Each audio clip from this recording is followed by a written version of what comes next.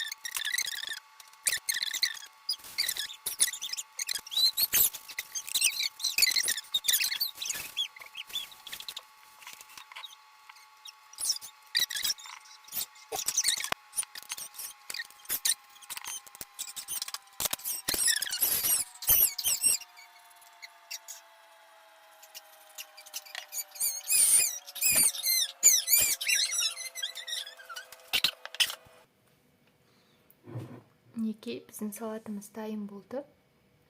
Енді жан-жақтарының барлығын жайменен ашып, салатымызды формадан шығарып аламыз.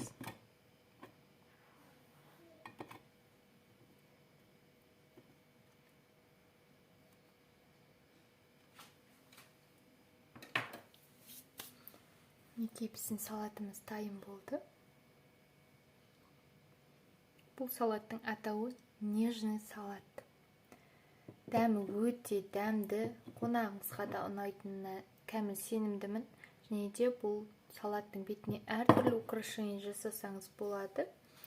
Түрлі-түрлі лист салат қоюға болады, астына қойып жіберуге болады. Немесе бетіне соевый соус, немесе әртүрлі соустардан узор жасауға болады. Немесе бетіне петрушка, укроп деген сияқты әртүрлі шөптермен сәндеп жасауға болады. Қазір менде онда ештеңе болмағандықтан мен жай ғана осылай дастарханға ұсынамын. Сіздерге де жасап көруге кеңес беремін. Өте дәмді, әрі түрі өте әдемі салат.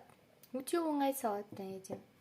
Бұл заттардың барлығы сіздің үйіңізде табылады деген ойдамын. Жасап көріп, дәмін татыңыздар. Айтпақшы, менің каналыма жазылып, лайк басып, комментарий жазуды ұмытпаңыздар.